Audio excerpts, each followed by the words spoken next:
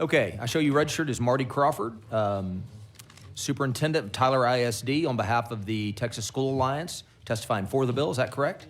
That's correct. Okay.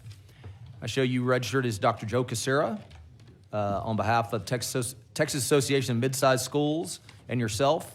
You'll be testifying for the bill. Is that correct? Yes, sir. Okay. I show you registered as Greg Gilbert, Superintendent. On behalf of Texas Association of Rural Schools, you'll be testifying for the bill. Is that correct? Yes, sir. And I show you registered as Kelly Rosti, Associate Executive Director of Government Relations for the Texas Association of School Boards, and you'll be testifying for the bill. Is that correct? Yes, sir. Okay, you may begin. We'll start. Okay. Starting where? Yeah. My end? Yeah.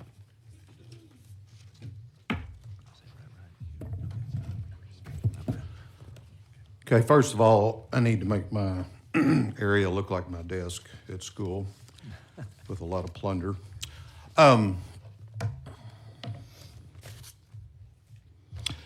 Good morning, Chairman Buckley, Vice Chair Bernal, and members of the House Ed Committee. I'm in testimony in support for House Bill 2. In my mind, it's a historic starting point for public ed education. And we were looking at nearly $8 billion to start with. And I heard something the other day, and I have a real small mind, but I think we get millions, billions, and trillions mixed up. I don't know if any of y'all do that. But I saw that if I were given a task to do with 1 million seconds, I would have 11 days to do that task. If I had 1 billion seconds, I have 31 years to do the task. My point is $1 billion is a lot of money, and we're looking at almost $8 billion infusing new money into public ed. So it's an incredible starting point, and I want to thank everybody on the committee for that support. I'm a really boring individual, so I provided tangible notebooks for you. And if you're good, if you just kind of follow along with me, make me feel good, would be great. And the other thing, Chairman Buckley, I need to clarify. On the agenda, it says Greg Gilbert, Superintendent of Schools, San Antonio ISD. I'm in Santo ISD. They've got about 40,000 more kids than I have. So I just wanted to make that little clarification. Just to make certain. It's all good. Greg Gilbert, Superintendent, Santo ISD. Right. We saw that, yeah, representing Texas Station Rural Schools. Absolutely. For the bill. Just on the agenda, Okay. it had San Antonio. Anyway, they have about 40,000 more kids than I have. Okay, on your binder, if you'll look at the cover sheet, this is just kind of some background referral information, but I'd really like to call your attention to the very bottom. And it says, because I'm going to be talking heavily about the allotments, there was an increase in the small school allotment at the very bottom and in the mid-sized school allotment. And these were the recommended allotment increases that TARS recommended. So thank you for getting those into the starting point on this bill. Okay, if you'd follow along, open up your notebook and go behind tab 1. This is just written testimony of kind of what I will say today if you want to refer back to it. And then from there, if you could move to tab 2. Under tab 2, these are the legislative priorities of the Texas Association of Rural Schools. And issue number 1 deals with teacher salaries, recruitment, and retention. And on our priorities, we list a concern, a challenge, and then we think it is right to make a suggestion or a solution. And this committee followed that solution. So thank you to everybody sitting here. Some other things were special education funding and also school safety. And I won't read all of those to you, but you can go back and look at what our priorities are. If you will then move to tab 3, this is kind of my silo of being invited here today, is to talk about small schools. And several of you have talked about the allotments, but here's some data from TEA. is that there are 764 school districts in Texas that have less than 1,500 children, 1,500 enrollment. That's 64% of school districts in Texas. If we take that number of students to 3,000 and below, that's 926 school districts, or 77%. And then if we move that number to 5,000 students and below, that's 85% of school districts in the state of Texas. There are about 1,200 total school districts, and there are only about 175 of these really mega large school districts. But we are predominantly, the 254 counties in Texas, we are dominated by small and mid-sized school districts. And so that's why we want to talk a good bit about the allotment. If you'll move to tab number 4, I think there is some great information. And this is a TEA salary data by district type. It was put out in April of 2024. Commissioner Morath talked to this, and it gives some great information. And I know Representative Ashby talked about this. I think I heard Ms. Hinojosa, Representative Hinojosa. But if you look across the very bottom, it talks about 9 different types of districts, and it goes from rural to charter school, major suburban, major urban, and then it lists the starting salary point. In rural districts, the starting salary point median is $41,000. My school district is a $42,000 starting spot. But you have to remember, that's the median. There are many small school districts that are paying $38,000, $35,000 per year. As you slide across, charter schools are starting teachers at $49,000. I know we talked about charter schools over here on this side. Then if you move to major suburban, the starting salary median is about $56,000. So as you look at that, if you're in a rural district and you compare that to major suburban, it would take a school teacher in my school 20 years to reach the starting point of a major suburban, and that is 40 minutes from my front door. So I often sit with an applicant, a young person, and let's say this is your daughter or your son. They've just come out of Texas Tech University, they've come out of A&M, and I tell them, we can hire you at $42,000. The take home for that person is $2,500 a month. I'll say that again. The take home for that person, a beginning teacher teaching English, they possibly have college debt, they have a car payment, they need a place to live, and I'm trying to attract that person to Santo ISD, and it's a wonderful environment. We teach kids well. And I have to tell them $2,500 a month, and they say, gosh, I want to come here, but I can't. I've got to go 40 minutes over to Tarrant County because I can start at $62,000, $64,000 there. If you would then, there's a little bit of extra information. If you want to dig on this, there's a little more information behind that in tab 5. And then I'd like to take you to tab 5, excuse me. And we did a salary survey at TARS, and 70 school districts responded. If you look in that upper left-hand corner, there are about 5 or 6 school districts that start teachers off at a really nice rate. And they probably have wind energy, oil and gas, those type things. Then if you look at the box to the lower right, look at the number of school districts here, small schools, that are starting their teachers off at $37,000, $35,000, some as low as $33,600.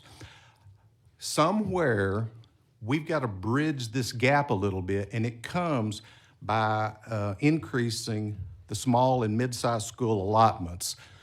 Some kind of understanding, if you kind of work in school finance, the basic allotment is currently at $61.60, and we're looking at adding $220 to that. The basic allotment helps every student, every school district in the state of Texas.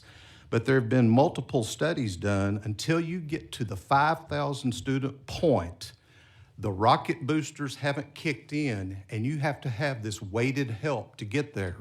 So that is why you have these allotments. because until you get to 5,000 students, it's like a plane. Until it gets to 5,000 feet in the air, it doesn't start planing out and maximizing.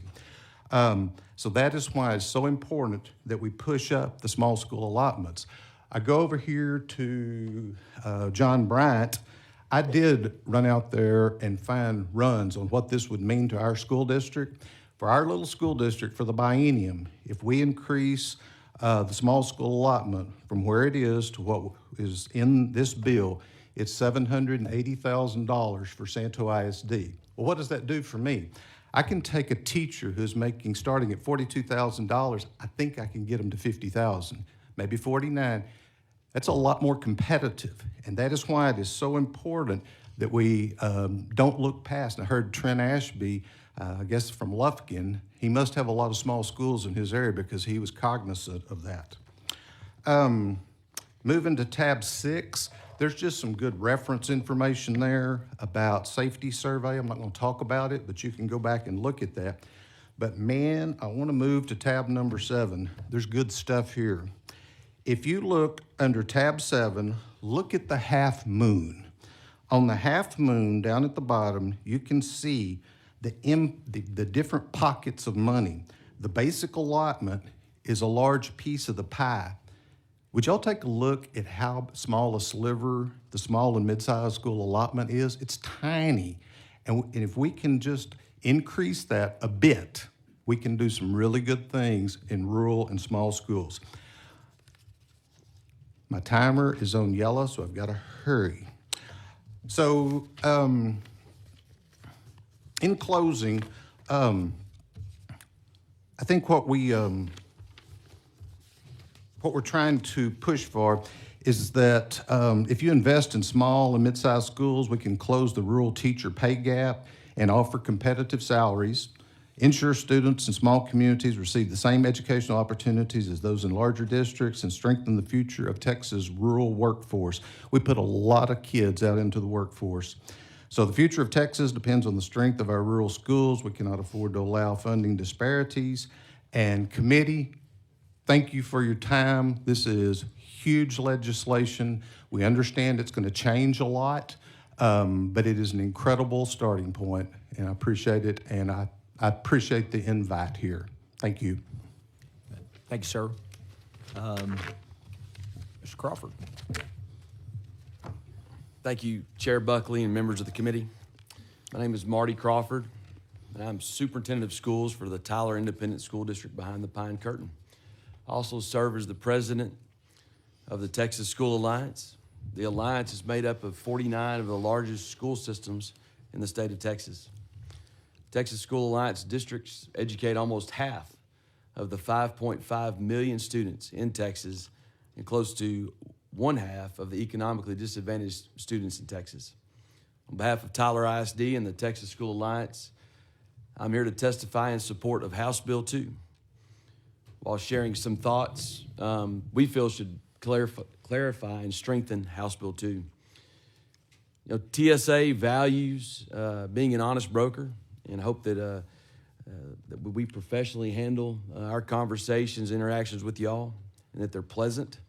I know some of my colleagues are not always pleasant, but I think my colleagues in TSA handle it a little differently. We partners in seeking reasonable policy for the kids of Texas, and we look forward to being a partner through this process. We support House Bill 2 because it makes needed, overdue investments in public education.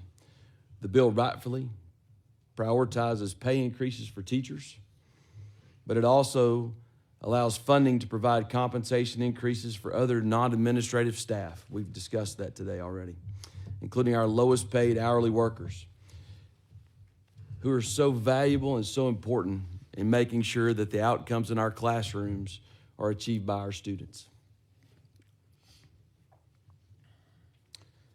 If you have talked to a superintendent in the last couple of years about the challenge of, say, for instance, finding school bus drivers, for example, you know how important that is. We certainly appreciate the thoughts and the increase of the BA. For instance, in Tyler ISD, We've been fully committed to following legislation that was enacted in the last legislative session to provide a police officer at every one of our campuses, to where we're able to fund one at all 30 of our facilities, if not sometimes 2 or 3 at our high schools. That cannot be said for everywhere across the state. To find a peace officer in Tyler, Texas is a little bit different than finding a peace officer that's affordable in some of your larger metropolitan areas. But certainly attempts where we pay for those out of our maintenance and operations side of things, and increasing the basic allotment, for example, would allow us to redirect some of those costs that we have that Representative Schoolcraft brought up earlier in his comments towards other funding opportunities for classroom outcomes. We appreciate the investment in special education services, the higher formulas funding levels, and the creation of an allotment to cover initial assessment costs. Both offer relief to school districts as they work to serve students and disabilities. Again, many of us, if not all of us, are dipping into our M&O, the basic allotment provisions to fund anything above and beyond formulas in special education and other areas as well. While this bill takes positive steps toward providing our schools with needed funding, we do want to highlight some possible concerns and offer what we consider to be realistic suggestions for consideration. First, please reconsider the changes to the hold harmless funding currently in Section 1.23 of the introduced bill. This language combines 3 current law provisions into one and nets increases in the formula made after September 1, 2022 against the hold harmless. This language could prevent many districts from seeing the type of funding gains that this legislature intends and this committee is working upon. We also ask that you modify the ADA decline provision. If the floor were set at 96% or 96.5% of the prior year's ADA rather than the 95% in the introduced version of the bill, there would be less disruption to school district budgets. It can be a challenge to reduce costs as rapidly as funding falls when enrollment declines.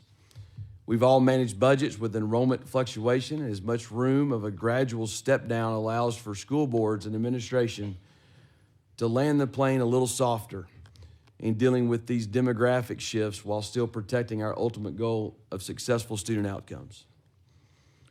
Third, we ask you to consider a 1-year phase-in to the new special education formula. The current language would base funding on student counts and funding weights that have not yet been defined, leaving schools with inadequate information on how to budget for special education in fiscal year 2026. Flowing the additional dollars through the current weighted funding system in fiscal year 2026 and phasing in the new funding formula in fiscal year 2027 would make implementation smoother.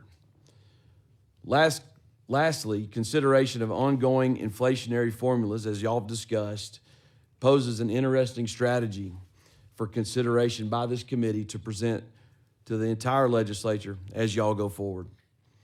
As for district runs, there's a nice share of thoughts on that. As we all love seeing those impacts, over my 17 years as school superintendent, accuracy is much appreciated than a guesstimate, early guesstimate, and trust this committee to target unaddressed or unintended issues that always come up in the good intention architecture of a bill. We agree with Vice Chair Bernal and Chair Buckley. That way y'all can get it right and get to the work as y'all go on with your school finance boot camp. Again, the Texas School Alliance wants to thank Chairman Buckley for authoring legislation that begins to address the education funding shortage. We look forward to working with you, each and every one of you, as we go on through this session so that the over 5 million public school children in the state of Texas have a fighting chance to be successful educationally. Thank you, sir. Mr. Gilbert, I have to correct one thing here just to make sure.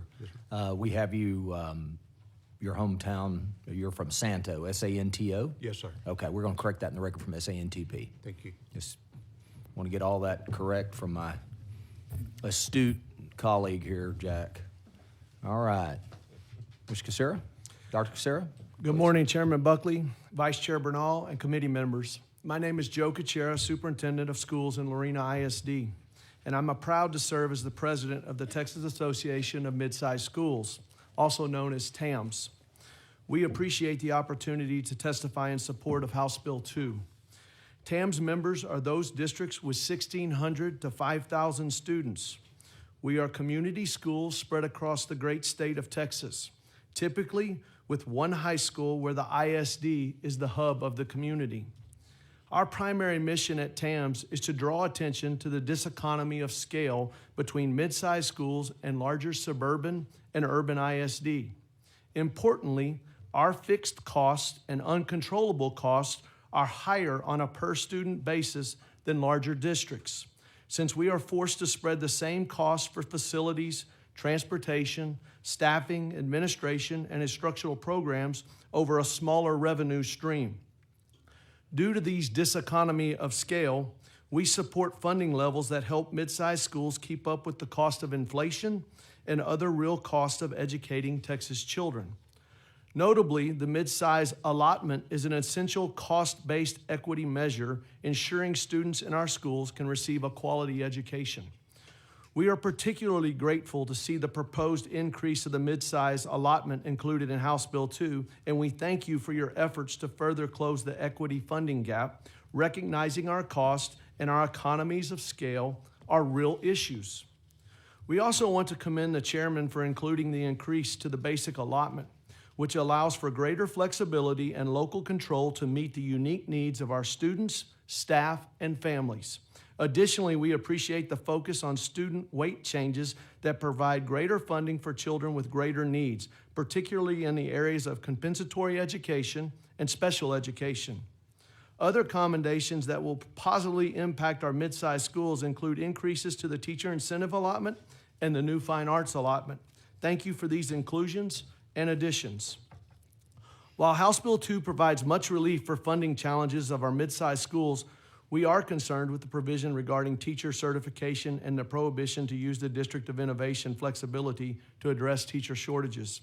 The teacher shortage in Texas is no less than a crisis, particularly with declining enrollments in the education preparation programs both at the college and university level and alternative certification programs. The District of Innovation provision can be a viable option to help uncertified teachers become certified with appropriate parameters and guardrails.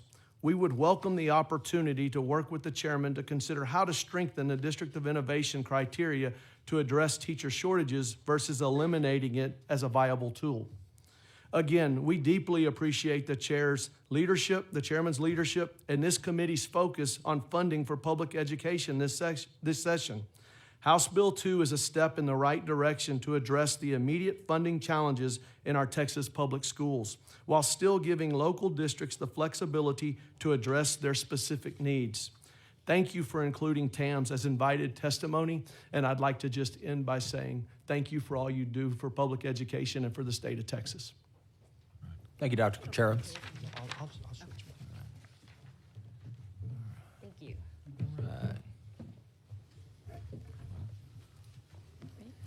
Good morning, Chairman Buckley, Vice Chair Bernal, and committee members. My name is Kelly Rosti. I'm the Associate Executive Director of Government Relations for the Texas Association of School Boards. I'm also a former public school teacher and mom to 2 kids in public schools. We appreciate the opportunity to testify today in support of House Bill 2, a bill that has the potential to drive meaningful improvements in student outcomes. Our goal is to support your efforts as you refine key details of this bill moving forward. And a few priorities that we have and we hope to see in the final version include preserving local control, minimizing administrative burdens, and of course closing funding gaps, all with the overarching goal of improving academic outcomes. We particularly appreciate 5 provisions in the bill, and many of them have been mentioned here, so I'll try to move through them quickly. For starters, the increase to the small and mid-sized allotment, as you've heard, will have a tremendous impact on the majority of school districts across the state. Increased teacher compensation through both the basic allotment and the teacher incentive allotment, shifting to the service intensity model for special education funding, the new allotment to provide $1,000 for each of the initial evaluations for special education, I think it's important to also note with regard to that new allotment that public schools are required under child find to identify, locate, and evaluate all kids who are in need of special education and related services. So this duty extends beyond public school to kids all the way up to age 21 who are in private and home schools as well. And so public schools are proud to provide those very needed services. We just need the resources to be able to do so. So we really appreciate this provision. And then to Chairman Hunter's point, the additional state aid to address regional insurance cost differentials. I'm sure many, if not all of you are aware, many school districts, like individuals and businesses, have been hammered by skyrocketing insurance premiums. And sometimes that's paired with decreased coverage at the same time. I'm not an expert in this area by any means. I think that Chairman Hunter, probably Representative Leo Wilson, and others have heard quite a bit from their districts back home about ways that we can address this, but we think it's worth at least considering some greater specificity than ESC region. Some property insurers categorize risks by county, so risks like hurricanes. And then there are some districts outside of the regions that are named in the bill that have also been hit very hard by other weather-related phenomena, windstorm issues, like in Chairman Leach's district and hail. So we want to work with you as you move forward on refining that, just to make sure that the intended effect is completely realized. So there's a lot of other promising elements in this bill. We could go on and on about it, but in the interest of time, I want to also highlight a few areas in which we have some concerns and we'd like to work with you further. One of those being the basic allotment. We certainly we appreciate the increase to the basic allotment of $220, and we do understand that the bill targets very specific cost drivers outside of the basic allotment, and that does relieve some of the pressure from the basic allotment. There's more than one way to address school funding and teacher compensation, and we get that. However, we do feel that currently the increase of $220 will not restore school districts' purchasing power to that of 2019 when the allotment was last increased. So if that is one of the intended goals, it's something that we'd like to talk about further. The basic allotment, as mentioned, does provide more flexibility to address operational costs and varied staffing needs. Additionally, a concern we have that we'd like to address further with you, the bill creates quite a few new grant programs to address various areas that do need attention. The grants might work perfectly well. We just would respectfully recommend that the committee at least evaluate the potential administrative burdens that are associated with flowing funds through grants, which also might flow for a limited time only, rather than investing it in existing funding formulas that allow for much more immediate resource deployment. As mentioned, we had, in just kind of glancing at the bill, we had concerns about the hold harmless provisions that have already been mentioned here. And we know language is being refined, so I won't spend much time on that, but we are definitely looking forward to seeing the runs as well. And finally, certification. The bill requires that educators teaching foundation courses, English, math, science, social studies be certified, and would no longer allow for certain District of Innovation exemptions in that area. We definitely understand the rationale behind a move in that direction, and we ask that the bill allow for at least a reasonable transition into compliance with that. So in closing, we appreciate the chairman and this entire committee's work on the bill, and we support it. We know that millions of students and parents are counting on all of us, teachers, admin, school board, all of you lawmakers, to foster an educational environment that's going to support their academic growth and help launch them into a successful future. So we really want to see this good bill become an even better one, and we stand ready to work alongside you to get it there. Thank you. Thank you. Members, any questions for this panel? All right, Representative Leo Wilson. I have a question for Mr. Gilbert. On your in your folder under tab 4, the second chart where it shows that rural districts have a much lower median salary compared to others. If we look at charter schools on that, we can see that they are on the lower medium end as far as salary, but yet they have the highest per teacher student ratio of all those categories. And then if we're looking at the average student enrollment for a charter school, that also is the second lowest. So my concern is they're currently not in that small to medium size allotment, So if we don't include charter schools, which fits that category of the small to medium size, their teacher salaries would potentially fall further behind as we shore up rural schools. I have three charter schools in my district, and they're public schools, but they're small, but they don't get to take advantage of that. And I'm worried that let's shore up all of the small to mid-size schools. Do you agree with that? Yes, ma'am. Okay.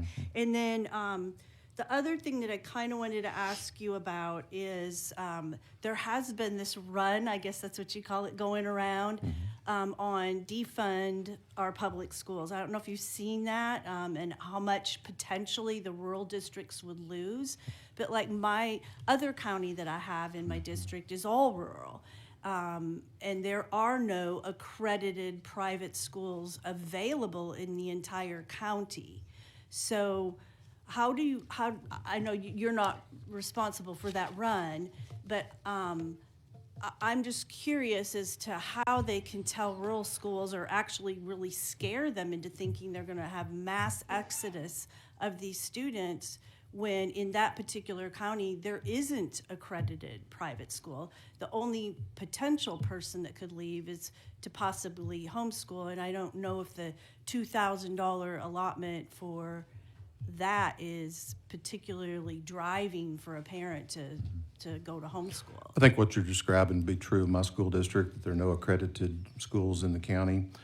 Not real familiar with the defund piece. I will tell you that we're can-do people. I don't want to be crisis-driven. We're can-do. We're going to take what we're given and make it work.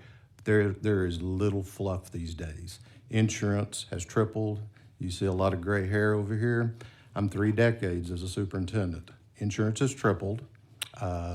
Buses have tripled.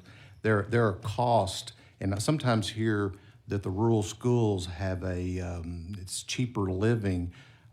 I don't fully understand that. The Honda Civic in Santo is the same as in Fort Worth. Insurance costs are the same. But if there were a defunding, we're going to be can-do people, but it'd be hard. I agree, and especially being a coastal state rep. I mean, it's killing Absolutely. Galveston ISD. Sure, you have and the a unique peninsula. set of factors there that I don't have, but I'm empathetic to those people.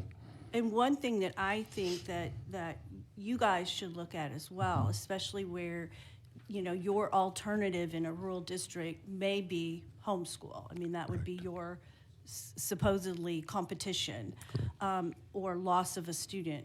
One of the things that they've done in the 32 other states that have school choice, the ones that have the ESA model that, you know, Texas is looking at, they have created a situation where you can use your ESA to go to like your chemistry teacher and your chemistry lab and use Representative that. Wilson, we're Okay, on House I'm Bill sorry. 2. Yes. We need to keep it Okay, focused on sorry. what's before the committee. Okay, thank you. Okay, all right. Go ahead if you have more questions. No, that was it. I was just saying that it might be of benefit as well financially for you to think about creating those. Representative Hinojosa. Can I hear from each of the superintendents, what are the three, in 1 minute, what are the three most urgent cost pressures that you have in your own school district?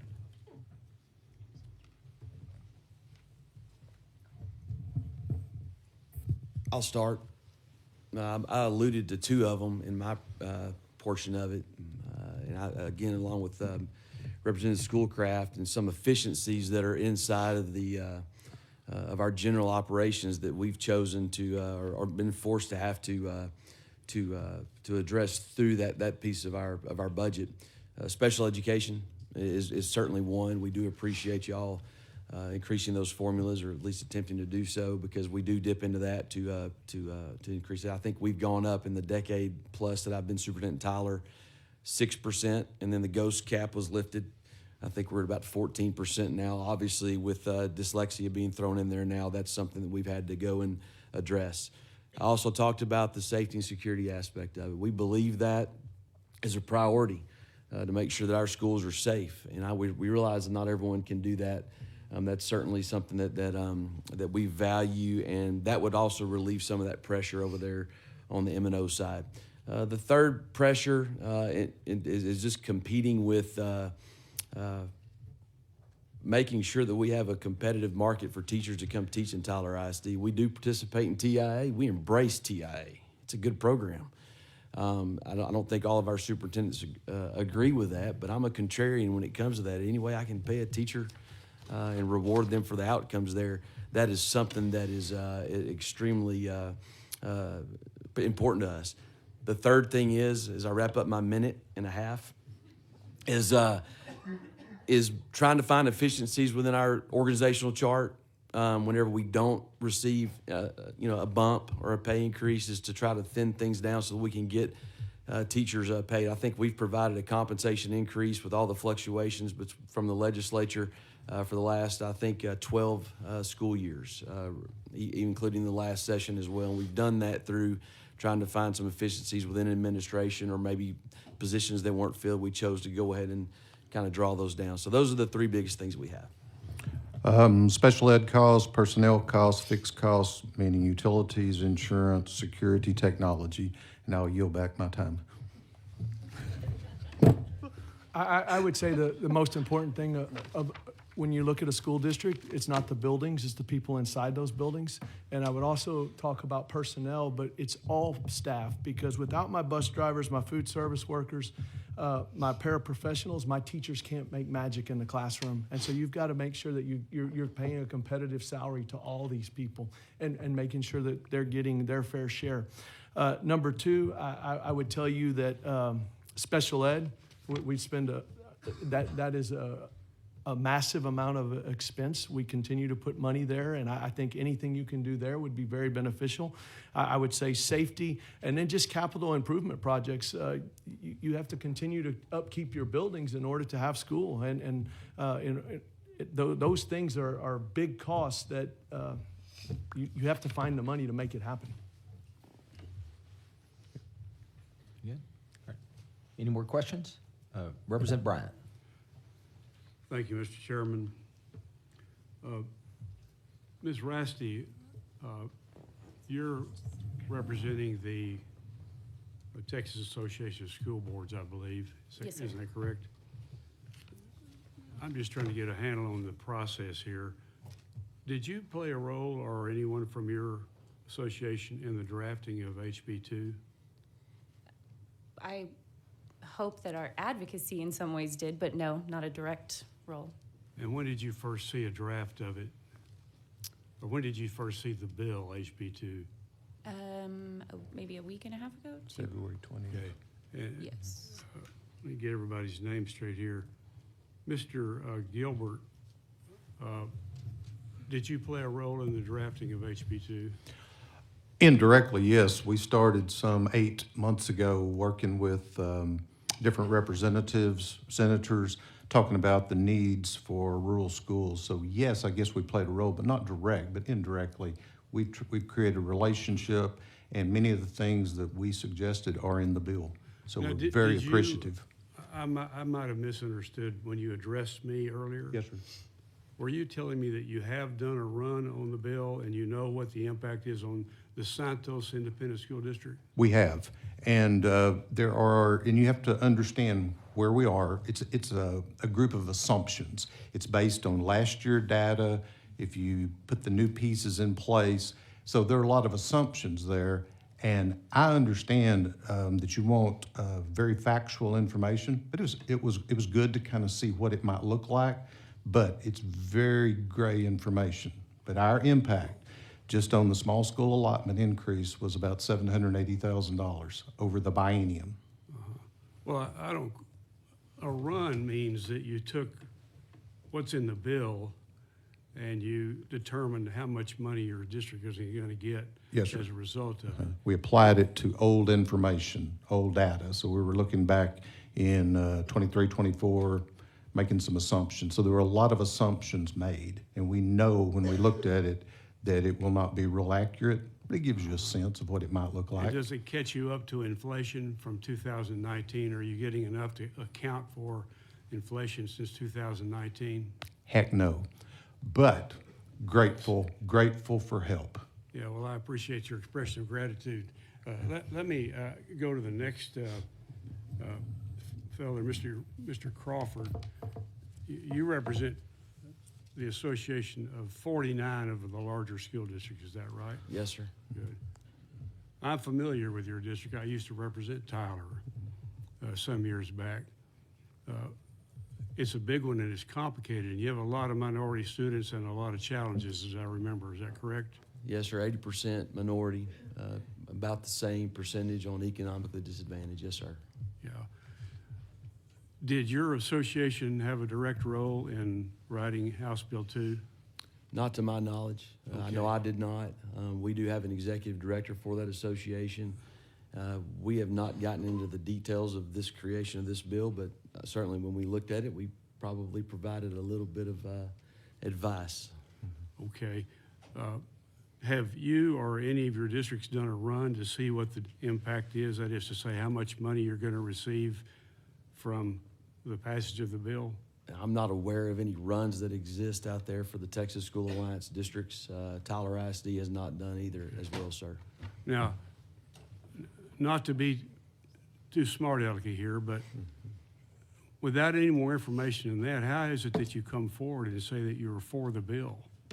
We certainly appreciate the efforts of putting this out there from Chair Buckley, for y'all's consideration, for your service to be a legislator and to stick your neck out there to do that. There's positives and there are benefits certainly for this bill. We know it doesn't address everything. So you're just kind of here to express Support, gratitude and a willingness to encouragement work to on it, continue right? to go forward. Yes, sir. All right, so Mr. Kucera, is that right? Yes, sir. And you represent the mid-sized schools, is that Yes, sir. right? Have you or any of your districts done a run to see what the impact of HB2 is on you? I'm not aware of any. I can't tell you. I've looked at what 220 to the basic allotment, just taking a calculator and taking my numbers and just doing a quick math like that. We've done something of that nature, but we have not done any runs. How much should the basic allotment be, Mr. Kucera? How much would it be for my No, district? how much should it be if we were going to do right by public education in your mid-sized districts? How much should it be? Well, that's a very hard question. Obviously, we're thankful for anything we get to improve the basic allotment. I don't know that I can. I don't know that I have that number off the top of my head. I know that I'm very thankful for Chairman Buckley to give us an increase to the basic allotment, and I think that's one of the things that I'm here supporting House Bill 2, because the reality is we need an increase to the basic allotment. And again, I also know there's only so much money in the bucket, and you've got to divvy out across the state of Texas. And so we're here to support this bill because it is going to help public schools. It's headed in the right direction. There's more money coming into public schools. Now, you and all the other three witnesses have all said, well, you're here to sort of, express, I guess, some kind of gratitude or something, but you don't really know, what the impact of the bill is on you locally because you haven't done a run, and but you want to play a role in making the bill better before we pass it. Is that right? Absolutely. Okay, Absolutely. well, you're here today as a witness, and I'm asking a very plain question. How much of an increase in the basic allotment do you need in order to run your schools properly in view of inflation of the last 5 years? Mr. Crawford, let me ask you, you represent some of these big districts. How much of a basic allotment do you need? We certainly understand the current climate of the economies in our state and across the nation. I think it would be irresponsible of me to give you a number that would satisfy all of those needs, because we also need to make sure we keep the taxpayers in mind on this too, and making sure that we're not penalizing them because they're struggling as well. Schools are struggling, there's no doubt about it. I think the starting point of around $220 is a good starting point. I would love to see an increase of that.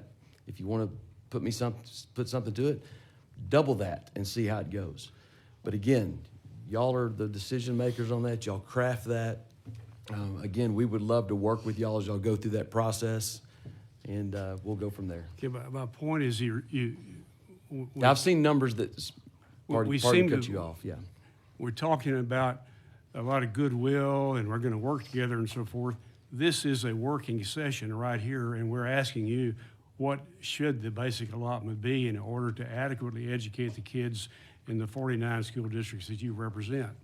And each of you are saying, well, we're not sure exactly. Ms. Rasty, let me go to you. Can you do any better job of giving us the information that we need? Well, I agree with what the superintendents have said. If you do just a basic calculation from 2019 and try to adjust for inflation just to the basic allotment, you'd be looking at over $1,300 of an increase. However, the bill relieves pressure off of the basic allotment by covering a lot of different areas that are really big cost drivers on the basic allotment. So the special ed funding has been a recommendation for a few years now. That one is huge and, in my opinion, can decrease that basic allotment number a bit. The small and mid-size adjustment is huge for, I think it was 85% of the districts would be impacted by that.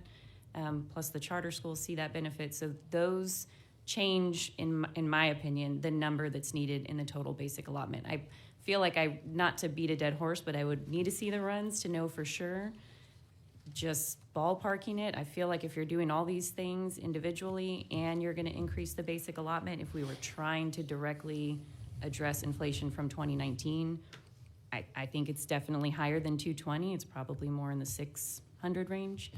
But I think we need to see the runs for individual districts with all these new components in the bill too, because it's not just, you can't just look at the bill and then go to a spreadsheet that you already have and plug in some increases, because it's creating new allotments and new funding as well. So we need to see the runs, and we need to compare it against actual costs, not just what happened in 2019, but what they're actually spending. So we've also heard from TEA recently that federal funding, as expected, has dropped off. So the dollar amount that we keep seeing, that's the per student average of $15,500, which includes federal funds, is dropping as per TEA's numbers by $1,000 this year. So the overall per student funding average for state, local, is, my understanding from TEA, is now going to be $14,500. So there's a lot of factors that go into what is this going to look like going forward for us. I think that a lot of the provisions in here are exactly what we've been asking for in certain areas, and we need to make sure that all of the districts are going to see the intended benefits, which I think we'll see as we refine language and see the runs. Let me ask you about the function of the basic allotment in the mechanism of our education code. This bill contains a lot of new ways to deliver money. I guess you call them new programs. How many new programs are in this bill? Well, I had made a list of new grants. This might not be all of them. This was just something that if I felt like I had time, I was going to mention in my remarks. There's a grant for a local optional teacher designation system, an ADSI planning grant, grants to implement initiatives developed under the new Teacher Quality Assistance Program, 2-year grants for providing services to students with autism, 2-year grants for providing training in dyslexia for teachers and staff, and grants to support recruiting special education. So that's 6 or 7 grants. All right. How many additional jobs are being created at the Texas Education Agency in order to administer these new grants, according to the LBB's fiscal note that we received this morning? When I heard y'all mentioning it, I was trying to look at it. I don't know how all of the FTEs are broken up, but what I saw on the fiscal note was more than 60 FTEs, but I'm not sure what all each one is tied to. It's 66 full-time equivalent jobs. Is that what that means? Mm-hmm, that's my understanding. FTEs are being created by this bill at the TEA. That's my understanding from what I saw just a few minutes ago looking at the fiscal note. Okay. Thank you. I would observe that that is consistent with the fact that was revealed in Appropriations Committee hearings last session, that the TEA's budget has increased by 40% over the last 4 years. Mr. Chairman, I have other questions, but I think I should go to the end of the line instead of just continuing here, so I'll do that. All right. Representative Schoolcraft. Thank you, Mr. Chairman. Thank all of y'all for being here today. There seems to be a difference of opinion on how this bill should be judged right now. You know, do we need runs to see how the money's going to get distributed to my district, or should we be judging it based on whether or not it's good policy? I personally think we should be first trying to come up with a bill that's based on good policy. There was a question, Mr. Crawford, on how you could be here supporting the bill without seeing a run first. What is your support based on? I agree with you on the policy comes first before you do the runs. And I look at my transformation as a school superintendent over I guess it's been 3 decades, parts of 3 decades, 17 years. I really wanted those numbers early and often. It was very frustrating, and then there was always unintended consequences or unintended results that caused some problems. I would encourage this committee here to go through the process of developing good policy. I think that stands in line with the Texas School Alliance, the group that I represent, that's what we focus on, is on good quality educational policy, whether it be in accountability, whether it be at school funding, whether it be in all aspects of public education in the state of Texas. Thank you. All right. Representative Hinojosa.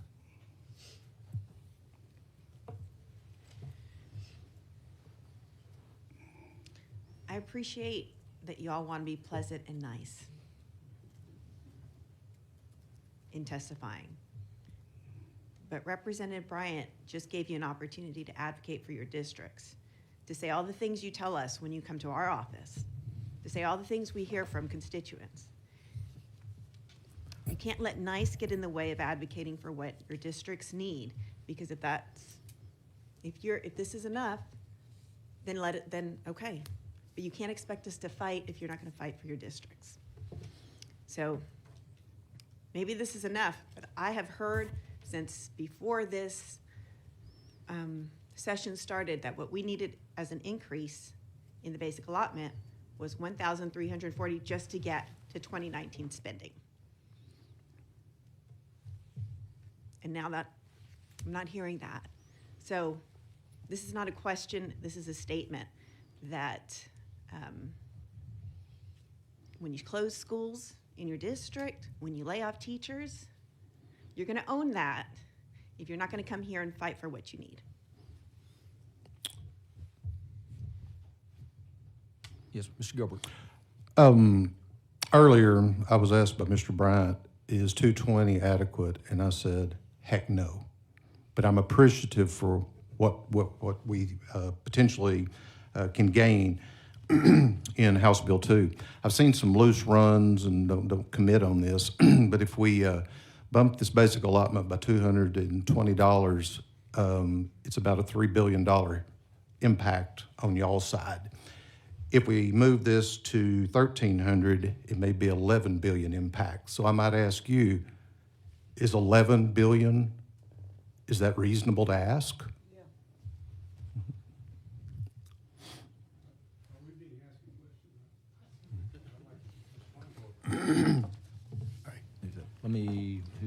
Mr. Chairman? Let me go to Representative Cunningham. I'll come to you. Representative Cunningham. Thank you, Mr. Chairman. I'm looking for, who is this? Mr. Crawford. Mr. Crawford, I have several schools on your list. Aldine ISD, Humble ISD, Spring ISD. And, you know, communication is the key. You know, if we don't have communication, then, you know, we find out where we lose it. And some of my colleagues in the area are not here. Representative Wally, Ward Johnson, just to name a few. But we've been meeting with those school districts since October. And the last was in December in the district. And they've come up here before we've had this meeting and we've discussed. Now, granted, 225 or 220 wasn't the number. I can tell you Aldine ISD told me at least at a minimum 500. Now, I don't know if they took that to your executive director, but communication is the key. And so they've done, as this gentleman said, assumptions, runs to where they need to be. And that's why I'm up here now trying to make sure that District 127 gets where they need to be. So it's all about communication. So to take a page out of, if you ask a question, don't sugarcoat it. Give us an answer. Because I can tell you, my district has already gave me an answer. Turn back over to you, Chairman. Yeah. Representative Bryant. Thank you. In response to the question that was posed, I would just like to point out that Texas is 44th in the nation in its state support for public education. Some say 41st. In any event, we determined in the last session of the legislature that to move us to just 25th in the country out of 50, and I'm sure you, Mr. Crisera, you would agree with that would be a good idea. If we moved to 25th in the nation in the state effort, it would have taken the whole $30 billion surplus, which means the surplus didn't come from good management. It didn't even come from good luck. It came from underfunding public education relative to the effort made in the rest of the country. So yes, $11 billion, I'm ready to put that into public education right now. And I would suggest that anyone who is going to come up here as a representative of school districts and raise that question as though that's too much, maybe somebody else ought to be testifying for the school districts in your organization. Now, I'd like to ask Mrs. Rasti a question with regard to charter schools. We've been talking about the basic allotment. How does the basic allotment work with regard to a charter school relative to a public school? I believe it functions the same. The basic allotment does. The charter schools will currently receive the average of the small and mid-sized allotment, so they have that multiplier.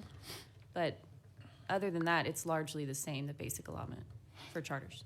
And in this bill, what's the impact of the basic allotment provisions in this bill on public schools versus charter schools?